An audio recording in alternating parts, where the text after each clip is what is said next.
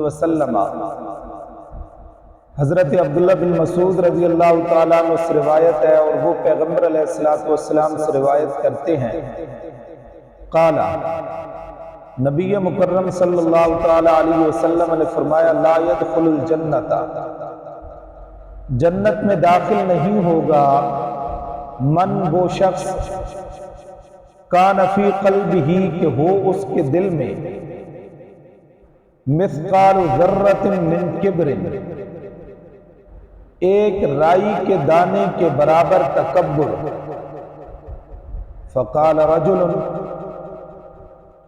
تو ایک آدمی نے عرض کی کہ ان الرجل بے شک ایک بندہ یحب پسند کرتا ہے ان یکون ثوبہ یہ کہ ہوں اس کے کپڑے حسنا اچھے ونعلہ اور اس کی جوتی حسنتا اچھی قال تو امام الانبیاء صلی اللہ تعالی علیہ وسلم نے فرمایا ان اللہ جمیل بے شک اللہ تبارک و تعالی خوبصورت ہے یحب الجمال اور خوبصورتی کو پسند کرتے ہیں الکبر بطر الحق تکبر یہ ہے کہ حق کے سامنے کھڑا ہو جانا حق بات کے ساتھ ٹکرا جانا حق کے مقابلے میں آ جانا حق کے ساتھ ٹکر لینا یہ تکبر ہے وغمط الناس اور لوگوں کو حقیر جاننا یہ تکبر ہے یہ تکبر پیغمبر علیہ السلام نے فرمایا نہیں ہے کہ ایک آدمی کو پسند ہے کہ میری جوتی اچھی ہو میرے کپڑے اچھے ہوں کپڑے اچھے پہننا تکبر نہیں ہے جوتی اچھی پہننا تکبر نہیں ہے لوگوں کو دکھانے کے لیے پہننا جوتی یا کپڑے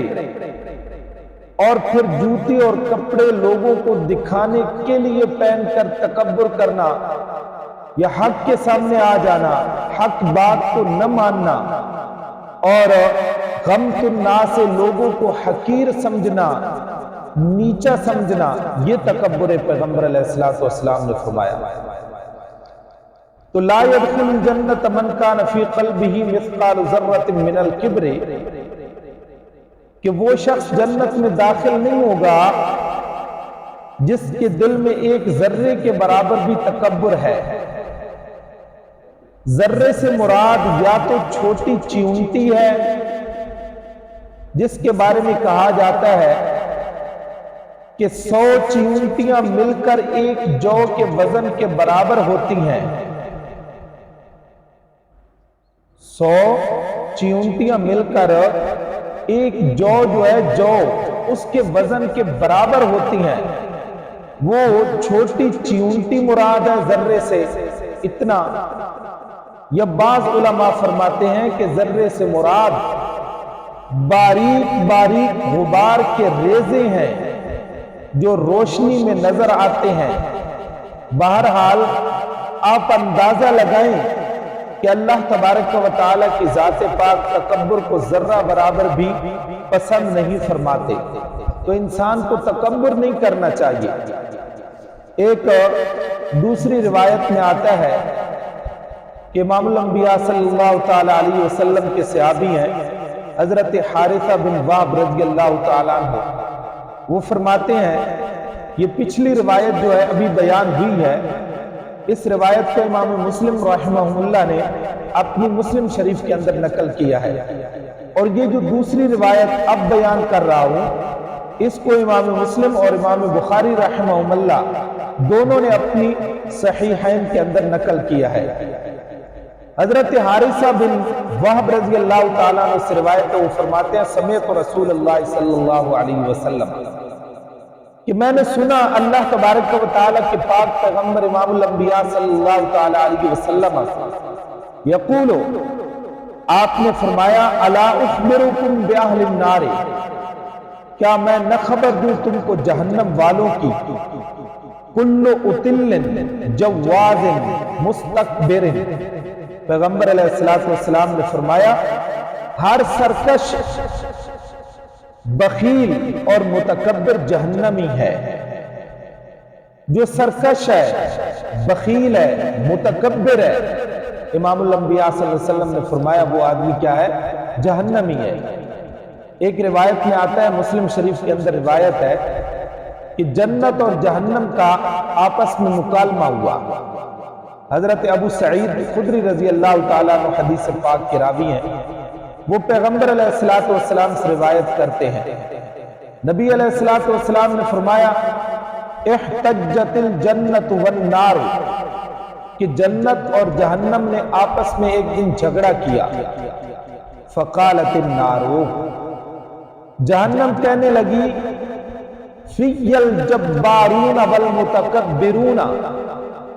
میرے اندر سرکش اور متکبر لوگ ہوں گے۔ وقالت الجنت،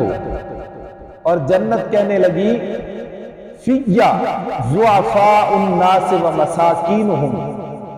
میرے اندر لوگوں میں جو کمزور اور ان میں جو مسکین لوگ ہوں گے وہ میرے اندر داخل ہوں گے۔ فقضى اللہ بینہما، اللہ تبارک و تعالی نے جنت اور جہنم کے درمیان فیصلہ کیا کہ انک الجنت رحمتی، کہ بے شک ہے جنت تو میری رحمت ہے، ارحم بک من اشاء، میں رحم کروں گا تیرے ذریعے جس پر چاہوں گا۔ وَإِنَّكِ النَّارُ عذابی، اور اے آگ اور اے جہنم تو میرا عذاب ہے۔ وَعَذِّبُ بِكَ، میں تیرے ذریعے عذاب دوں گا من اشاء، جس کو چاہوں گا۔ وَلَكِلَيْكُمَا عَلَيَّ مِلْءُهَا، اور تم دونوں کے بھرنے کی ذمہ داری مجھ پر ہے، میں دونوں کو بھروں گا۔ اب اس حدیث مبارکہ میں یہ جو جملہ ہے ارحم بک من اشاء، کہ اللہ نے جنت کو فرمایا کہ تو میری رحمت ہے اور میں تیرے ذریعے جس پر چاہوں گا رحم کروں گا۔ اب جس پر میں چاہوں گا رحم کروں گا، اس کا ہرگز مطلب یہ نہیں کہ یوں ہی جسے چاہیں گے اللہ تبارک و تعالی جنت میں اور جس کو چاہیں گے جہنم میں بھیج دیں گے، بلکہ اس کے لیے اللہ تبارک و تعالی نے اصول و ضوابط مقرر کیے ہیں کہ جو نیک اعمال کرے گا تو اللہ تبارک و تعالی اس کو جنت میں، اور جو برے اعمال اور اللہ کی نافرمانیاں کریں گے ان کو جہنم، ان کے لیے جہنم مقدر ہے اور ان کو جہنم میں داخل کریں گے۔ اللہ تبارک و تعالی نے کچھ ضوابط و قوانین بنائے ہیں، ایسے نہیں ہے کہ کسی انسان کو جنت مل جائے جہنم مل جائے۔ اللہ تبارک و تعالی نے قرآن مقدس میں کئی مقام پر اعمال صالحہ کی کرنے کا حکم دیا ہے۔ وَبَشِّرِ الَّذِينَ آمَنُوا وَعَمِلُوا الصَّالِحَاتِ أَنَّ لَهُمْ جَنَّاتٍ تَجْرِي مِن تَحْتِهَا الْأَنْهَارُ، کہ آپ میرے پیغمبر خوشخبری سنا دیں ایمان اور اعمال صالحہ کو معمول زندگی بنانے والوں کے لیے، اور ان کو خوشخبری سنا دیں کہ ان کے لیے بہتی ہوئی نہریں ہیں، اللہ نے ان کے لیے جنت تیار کی ہے۔ اللہ تبارک و تعالی جسے چاہیں گے معاف فرما دیں گے، لیکن یہ نہیں ہے کہ اللہ تبارک و تعالی کی ذات پاک ہر کسی کو، وہ تو اللہ کے جس پر رحم ہو گیا رحم ہو گیا، ورنہ اللہ تعالیٰ کی ذات نے کچھ قوانین بنائے ہیں، کچھ ضوابط بنائے ہیں کہ اعمال صالح کرنے ہیں، ایمان لے کر آنا ہے، اعمال صالح کو معمول زندگی بنانا ہے، حقوق العباد کو پورا کرنا ہے، حقوق اللہ کو پورا کرنا ہے، نماز روزہ حج زکوٰۃ، جو اللہ تعالیٰ نے جس پر جو چیزیں فرض کی ہیں اس نے ادا کرنا ہے۔